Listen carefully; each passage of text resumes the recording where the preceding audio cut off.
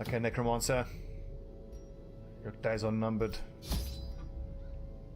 I'm taking you down. I think we only need 2 shovels. The shovels are only used for clearing blockages in the ruins.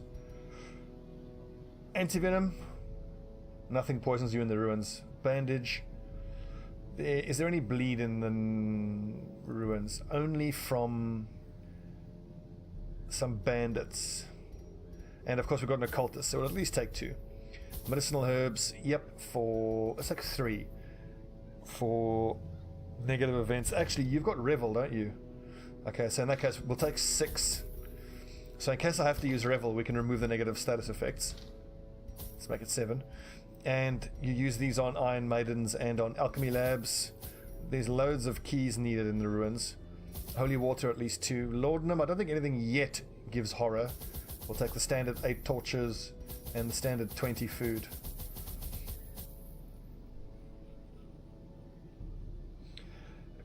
Monty Python's Quest for the Holy Grail is my #1 favorite movie of all time. It's so good.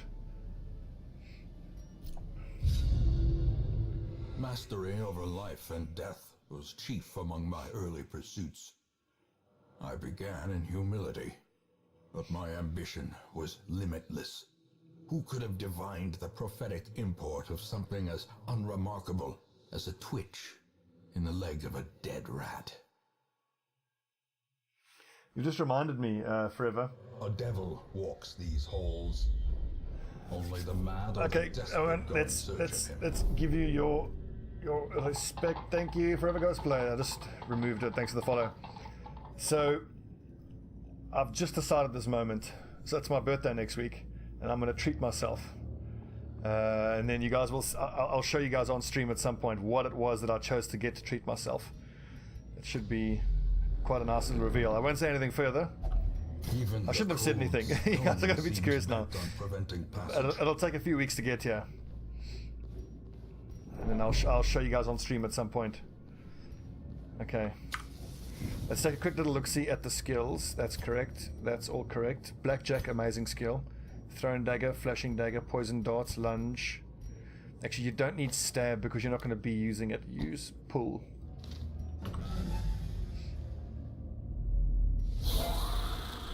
You're getting a new PC. Oh, nice. Which reminds me, I need to get a new PC as well. The old girl is coming up on 2.5 years old now. And I think she's kind of Sky Spaghetti. That's the flying spaghetti monster blessing us with its noodly appendages. What was I going to say? When I'm streaming some more demanding games, I start dropping frames, and I think it's because my processor is only an i5. I need to look where my rig is bottlenecking. The graphics card I think is fairly okay. It's a 970, which is not a shit card. But I think, and I've got 16 gigs of RAM, so the RAM is fine for streaming in 1080p. I think I need a better motherboard and a better processor.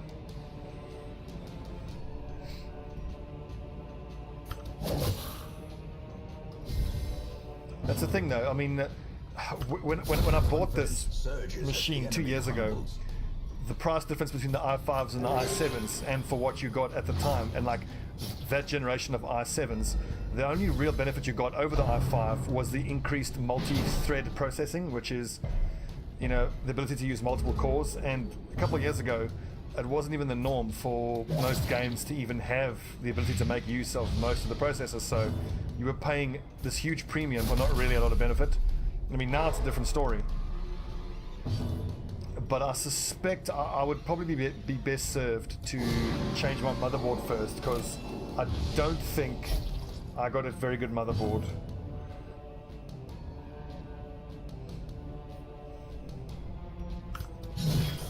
Man, I don't know a whole lot about PCs and stuff, but for me, half the fun in replacing your PC is spending, well, if you're like me, months shopping around. Like, first of all, deciding what components I want to get. That's a whole story. And then once I've settled on what components I want, then I got to shop around and find them, and then get the best prices. And then you order them all together, and then all the individual bits start arriving, and then you have all, oh, you've got the PC case here, you've got the motherboard here, you're just waiting for your graphics card to arrive, and then like, you know, you run home from work on a Friday and you get to build it all off. Building the PC and firing it up that first time, God, it's so satisfying. As the light gains purchase, spirits are lifted, and purpose is made clear. Yeah, so Ducky was, I think you actually, you agree that, I mean, the i7, I mean, unless you're running seriously demanding games on seriously high resolutions, I don't think going for the i7 is worth it. Ouchie. I mean, I do know that when I run something like XCOM, OBS gives me a encoding overload warning, and I think the encoder is tied to the processor, which is the CPU.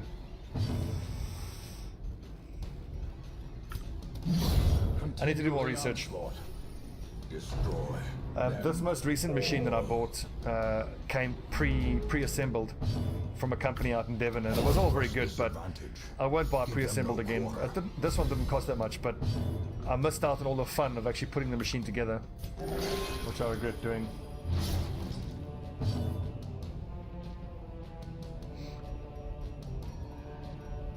But I do think people can buy machines that are far too expensive for no real reason other than just wanting a fancy machine. You don't have to break the bank for a decent machine. But if you can afford it, by all means, go ahead. Yeah, that was my thought as well. That's motherboard. So I haven't looked at PC components for quite a while. I would assume that I'll go to Tom's Hardware, and I think they have a bottleneck calculator app or like it's like a spreadsheet where you put in your graphics card and you put in all your components, and then it's like it has little drop downs and shows you, okay, so here you've got this much RAM, but you can only use this much of it because of your processor and stuff like that. So I need to do that, but I think what I need to do is just first of all work out what is the most powerful or motherboard I can get that will at least allow me to use the entirety of the power of my graphics card and processor, because currently I think a fair amount of the processing power of my GPU is just being wasted because the motherboard can't handle it.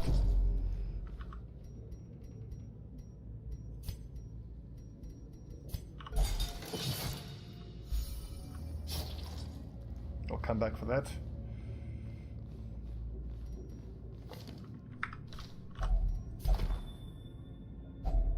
Glittering gold, trinkets and baubles, paid for in blood.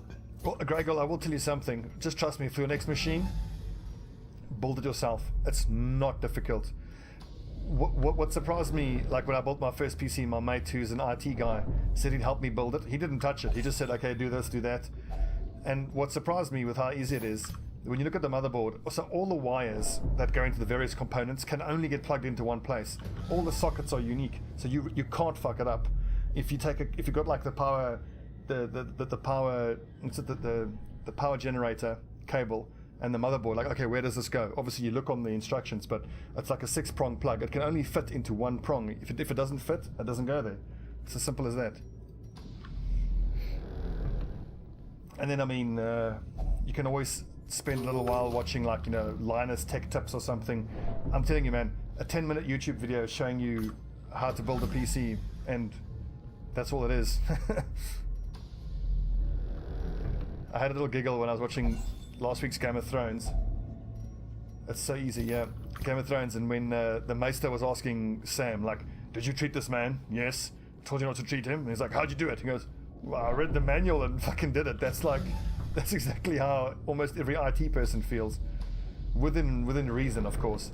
I know that a lot of programmers know their shit, but like, again, my friend who's an IT guy is like, they try not to, like, it's a sort of industry secret. Like, he says most of what he does is just Googling. He gets an issue, he's like, I don't fucking know how to fix it, just Google it.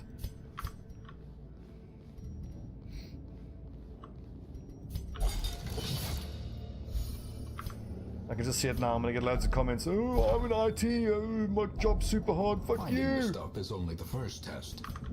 Now it must be carried home.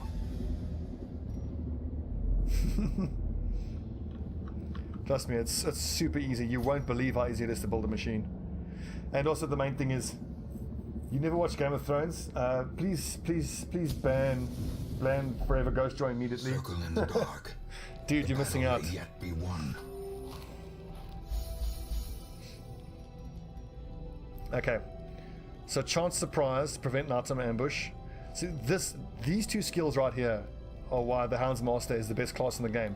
Like, plus 50% scouting chance. Are you fucking kidding me? Yeah, but like, again, didn't really watch it, read it instead. Okay, I'm not gonna have a go at you, but I've got a friend who has the attitude that he's such a neckbeard about it. Like, oh, I don't watch the program, I read the books. Like, it doesn't have to be either or. Why not both? You can, like me, I've read the books and loved them, and I was borderline suicidal in high school when I read The Red Wedding, and all my friends were like, oh, what a nerd, it's just a book. They didn't know, but now they know. You can appreciate the books and read the books, and you can watch the show and appreciate the shit out of the show. It's not mutually exclusive. And I mean, and look, if you're watching the show and going, oh, but this was so much better in the books, you're just doing yourself a disservice. You really should be able to watch the show and be like, okay, fine, I see how they chose to make that choice different, and fine. Like, the ability to let go and just enjoy is a skill. Okay, rant over. Sorry about that, but it just annoys me because you're only hurting yourself. You're missing out on such an incredible TV show. Do I give myself plus damage? Actually, this is worth it because the plus damage on the Hellion is nice. To the Eldritch Powers course. I'm sure we're going to get attacked. Light, we don't get attacked. The promise of safety. So I don't mean to have a go at you, but dude, just start season 1, episode 1. Just watch the fucking show. It is so goddamn good. It is so good. I mean, look, I can certainly sympathize, and when I watched Lord of the Rings for the first time, the main issue I had was how they didn't do justice to the relationship between Legolas and Gimli. Because in the book, there's so much awesome witty banter and jokes and giving each other a hard time, and they become super close. And in the TV show, it's just like a little, don't tell the elf, and then that's it. They didn't do nearly enough justice to it, I thought.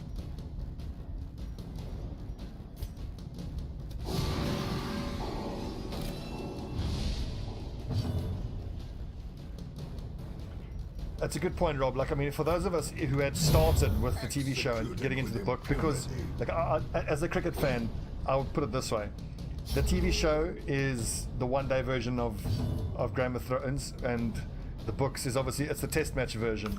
It's the more rewarding, arguably more rewarding, longer, more in depth, but obviously more difficult to get into version.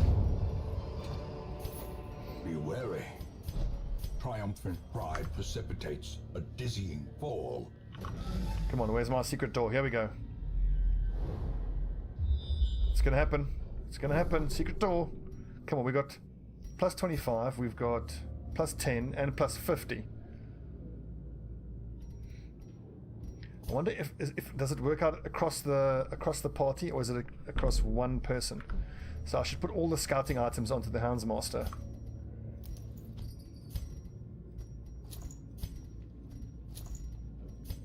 Or at least the strongest scouting one. And in terms of really good TV shows, Rome. That's a show you need to watch. Rome is amazing, and Rome is very much the forebear of Game of Thrones, in that Rome was a big, expensive HBO production that really showed the studio that a sort of a high-cost, expensive fantasy-type show could work. Rome only had 2 seasons because it was too expensive and wasn't big enough in its time, but goddamn, what a good show. By far the best bromance ever, Titus Pulo and Lucius Vorenus. Another one falls. These nightmarish creatures can be felled. They can be beaten. Yeah, man. Shout out to audiobooks. I'm a big Sam Harris fan, and I've got all his books on audiobook, and particularly he narrates Letter to a Christian Nation, and he narrated a book that he didn't actually write himself. I think it's called Witch. I forget who actually wrote it, but it's a book about witchcraft, and it's absolutely fascinating. And it's read by Sam Harris. It's so good. I can't recommend it enough. Let's pull this nerd forward. So yeah, generally I'm not big on subscription services, but my subscription to Audible is one that I don't regret. Destroyed by Kazathor. And for me, the main thing about audiobooks is that I walk to work every day. I have a 20-minute in, 20-minute walk out, so I listen to 40 minutes a day of either podcasts or audiobooks. It's wonderful. And of course, when you work out, audiobooks are amazing. Like doing cardio, running is a lot of times just a bummer. But if you're able to listen to an audiobook, you'd be surprised. Like the one time I went for a run, and it was in the middle of winter, which is when I tend to run the best because it's not so hot. And listening to an audiobook, and before I knew it, I'd been running for 40 minutes, which is like double what I would normally do.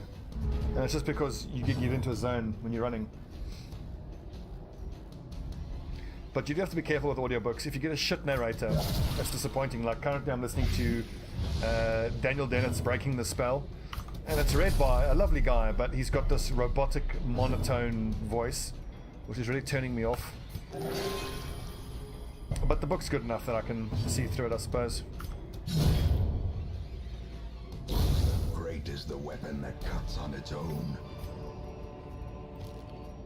I haven't been collecting this blood at all, but no one's afflicted yet, so I assume it's not going to be an issue. Okay, anyway, look at the state of this fucking backpack. It's completely unacceptable. Okay, these dog bones are going to be replaced very soon. We'll use those in the next fight. We need to start using these medicinal herbs. Also, we didn't end up using Revel, so the extra medicinal herbs turned out to be a waste. Oh yeah, buddy. Let's do that.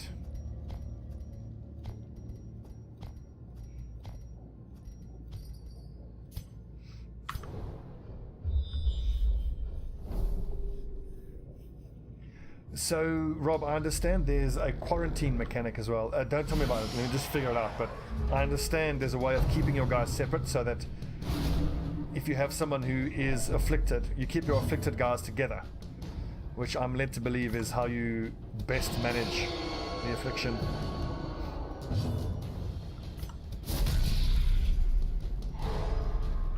Get wrecked, nerd.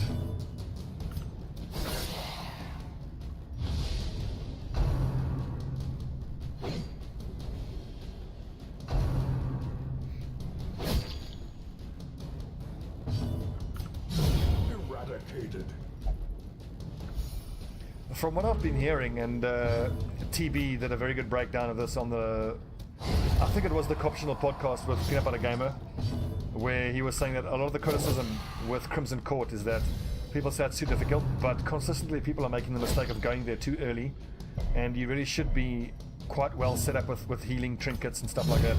It's more of like a level 3 and above zone, from what I hear. I've never actually been in there, but I look forward to finding out.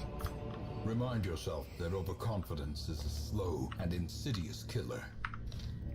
I will do. Photomania, is that a good one? Yes. Of course, photo meaning light, mania meaning a keenness for it, or something like that. Let's use a dog treat. I was thinking about some skins and some mods that I should run for this. I'd love a Houndsmaster skin where instead of this cool looking Irish wolfhound, it's like a totally buffed out pitbull looking thing. Sky Spaghetti. Thrown Dagger. Oh, wait a second, let's go. Impressive. Obliterated. What a team. Obliterating.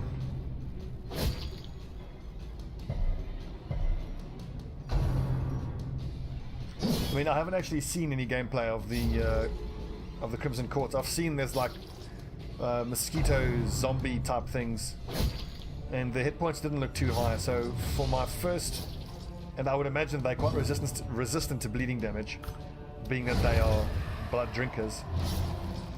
So I don't think that your damage over time guys will be too good against them. But we'll see. Oh, Cathathor with a crypt! Success so clearly in view. Or is it merely a trick of the light?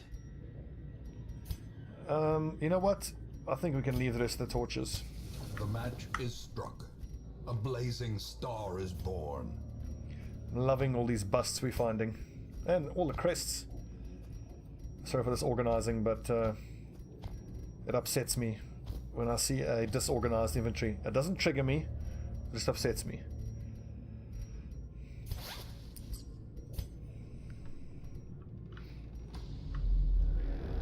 Stop me before I go on a rant about how the term triggered gets overused. Anyway. Sky spaghetti? Actually, I'll use pull, because moving him forward kind of screws this guy over a bit. Dog biscuit? No dog biscuit. Oh yes, Stobbie!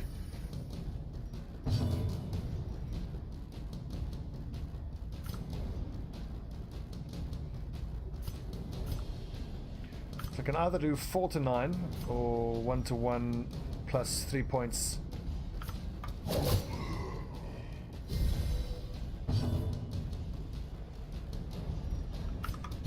Well, that removes level limits. Oh, interesting. Okay.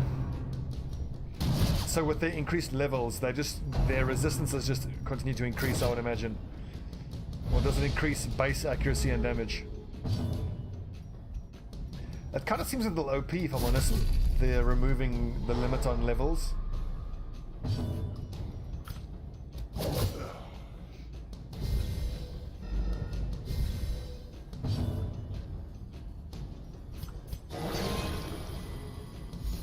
Nice. Prodigious size alone does not dissuade the sharpened blade.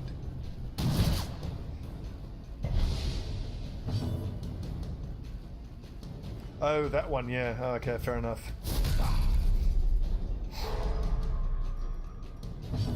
I can totally get why that mechanic's in the game though, like, you know, getting, you know, your level 3s and whatnot, your fully upgraded guys, into this simple little level 1 dungeon. That's way too easy. But I figure if you're doing that, then that's your choice, and if you're really struggling with the game, then fair enough, you should be allowed to do that. I would agree about the immersiveness point. Brought low and driven into the mud.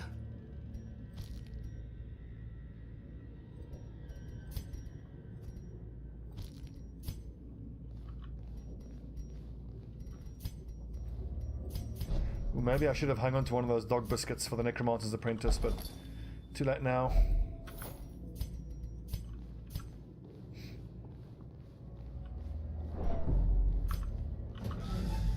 We out of torches? Oh geez, like I forgot. I should have saved some torches.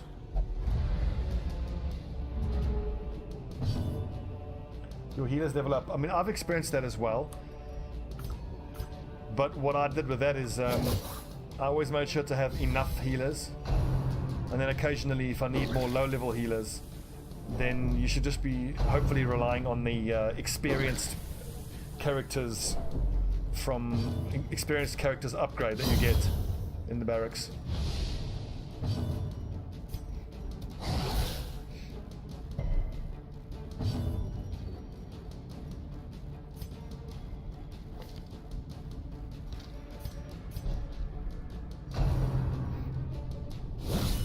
Ouchie! Blow to body and brain. Fuck, I hate these things. It's just the fact that they have 10 speed. Oh, it's 8 speed, but still. Might as well be 10. They are so friggin' fast, these things.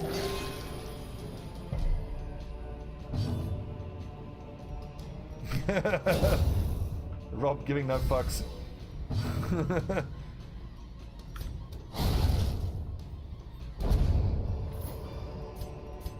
As victories mount. Come on, where's the fucking secret door? Oh, whoopsie. This is holy water and removes negative quirk, so that's a shitty one. I might remove that.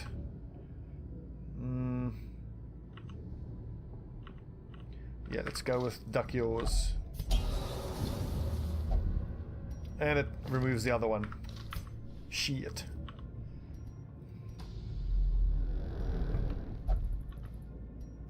$80, $100, $60, $125. This loadout is all wrong. I could actually give him sacrificial stab and then just leave Tyrell in position 4. Yeah, because she can throw her daggers from position 4. And I mean, in the final boss battle, we're not going to be using the pull skill at all. Because you obviously can't pull the Necromancer. Well, you can, but it's very unlikely to succeed. The game really seems to want me to take on Shamblers, but we don't have torches, so... I've taken on 2 Shamblers already, thank you very much. I don't have a torch. Never listen to chat. Chat's the worst. We're going to be fighting this Necromancer in the total dark. Packs laden with loot are often low on supplies.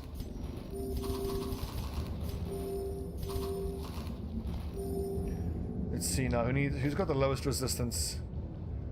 Blight, bleed. Okay, so you've got the lowest bleed. So that increases your bleed debuff. Bam.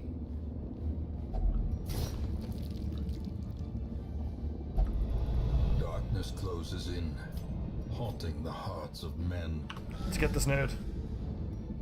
Do it! Do it now! Come on! Fierce, terrible, nightmare-made material.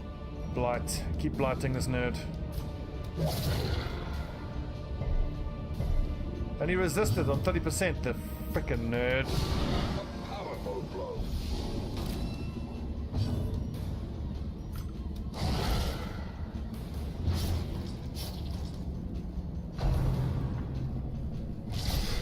Ouchie.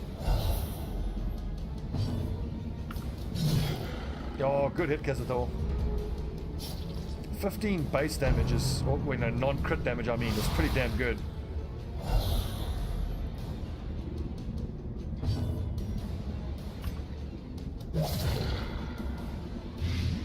There you go.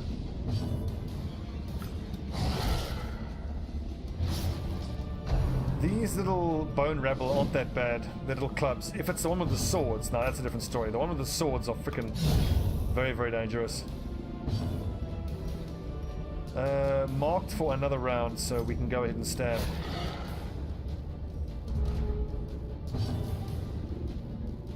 I do take the bleed skill on the Hellion, but I don't like how it... I think it gives her negative debuffs. Oh no, it doesn't. But just out of habit in the ruins, I don't give her the bleed. I mean, this guy can be bled, but all the undead normally, you know, can't be bled, so... You are right, it probably would have been more efficient to have given her the bleed. But as you can see, it hasn't turned out to matter. Our troops are comparatively so strong. He's down to 30. You can see that's 5 points of damage.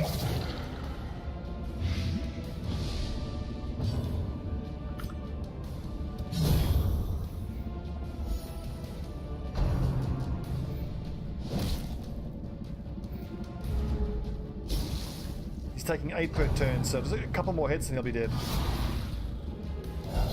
We're still fine there.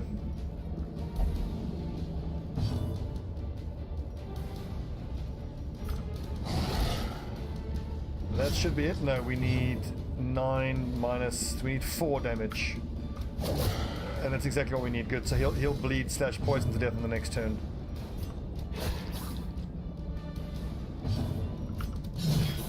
Oh, come on, team. Good dodging. Is that the whole dungeon done? Yes, it is. A decisive pummeling.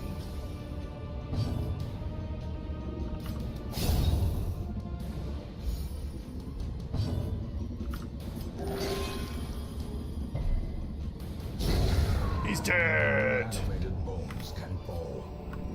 Even the dead can die again. Well done, team. Well fought. Okay, so that's the Siren done. Now the Necromancer. We'll see who we have next. Not much in the way of money, but again, 40 crests and 14 busts. That's really going to... 18 busts, that's going to help us get the Sanitarium done. We can start getting rid of all the negative quirks, which is quite important.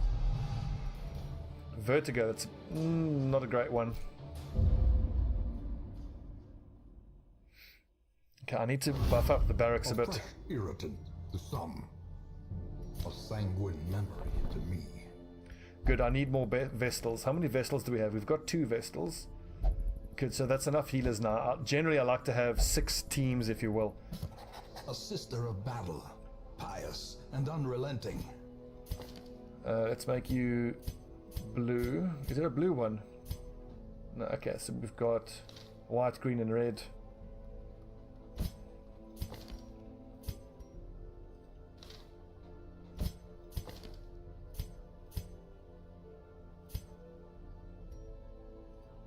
Cool. Ooh, another Plague Doctor, definitely. How many do we have? We've already got 2. Okay, a third is probably too many. Abomination is... I only like to have 1 Abomination. I want more lepers. I want bounty hunters and jesters. So for that... But we've got a decent size barracks already. I don't think I need to pump resources into this just yet. Let's finish upgrading the Sanitarium. Experimental Good, so that's as cheap as it'll get. Can overcome things a sharpened sword cannot. Once the treatment ward is at level 2, that's pretty much where I'll leave it. Okay, so I want to start getting... Oh god, look at this. Yeah, Kazathor, we need to start taking... What disease have you got? Vertigo. Nocturnal, that's not too bad. That's not too bad. That's a bad one. 3,500. 1,000 isn't so bad. Jungian, you've got bulimic. I'm not going to bother treating that disease. I'll just take him out on a mission where I can remove his... ooh, what is this? Mantra of Fasting. Plus 33 max HP if Crimson Curse. Plus 6 speed if Crimson Curse. Wasting. Is that any good? And what is this? The Sonorous Prophet.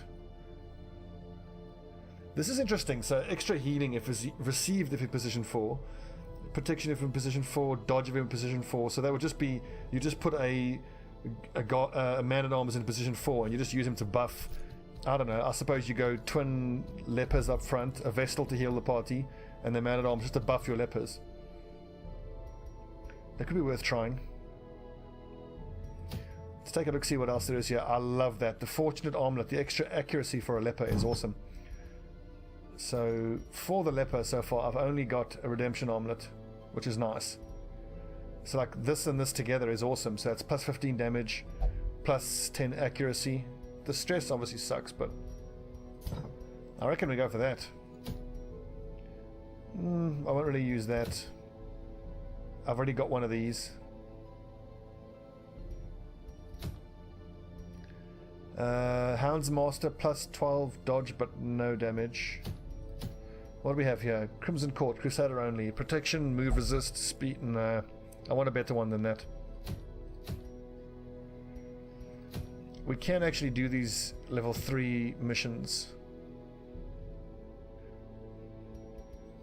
Not a long one though. I don't know. Am I ever going to use this? I don't think so. I mean, let's try and make the argument for doing that. So let's take a look. So this would be, you would use Defender, you would use Command, you would use Bolster. Yeah, really, you just set position 4 and just command your lepers. Or one leper to be more accurate. And then you have Sugar Stalker in position 2 who just uses Protect Me on the leper. Interesting.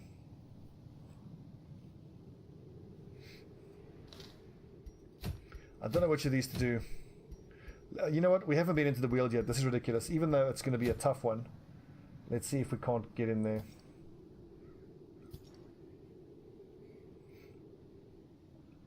We would 100% need a Plague Doctor.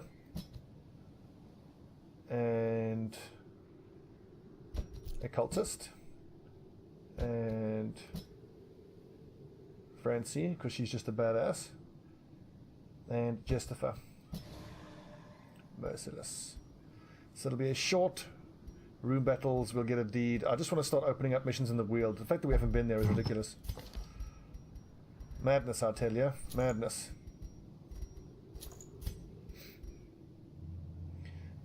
Moyo is going to be stabbing most of the time, so use Bloody Herb. And then skills-wise, you're not going to do much poisoning.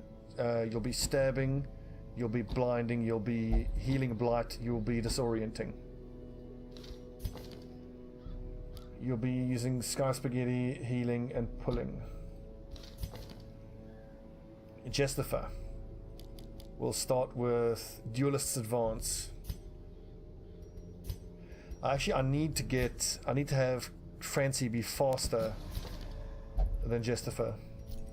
The reason being that then on the first turn, Francie uses Iron Swan to hit position 4. And then Justifer uses Duelist Advance to hit position 4 and then goes in front.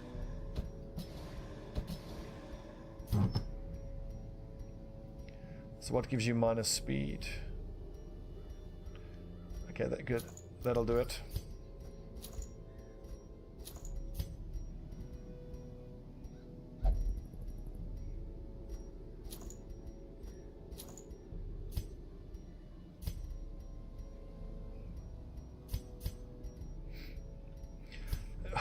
We do actually have a poisoned herb, which will probably overcome most of the blight resistance on these enemies. Or not. Just checking that we're all fully upgraded real quick. Yep, 3 and 3. 3 and 3. Fully upgraded. Yep, that's fine. That's fine. 3 and 3. So this is our very first veteran mission. This could be a tough one. That's only a oh, hang on. Some of your heroes, all their skills equipped. Justifer. Oh, right. So he uses Duelist Advance, then he uses Point Blank, then he uses Open Vein, and then he uses Pistol Shot. Or Grape Shot, yeah. So we'll need Anti-Venom, Medicinal Herbs, Shovels, Holy Water only 1, Skeleton Key only 2. Oh yes, you need actually bandages a fair amount. We'll keep the light levels high because this is a veteran. Laudanum, just 2 of them. I don't know what we're going to run into. There might be something that's going to be quite scary. I need to eat twice. Okay, right. So when we come back, we'll be going on a veteran run, our first veteran run, and our first run into the Weald. Let's hope it's not a bad idea.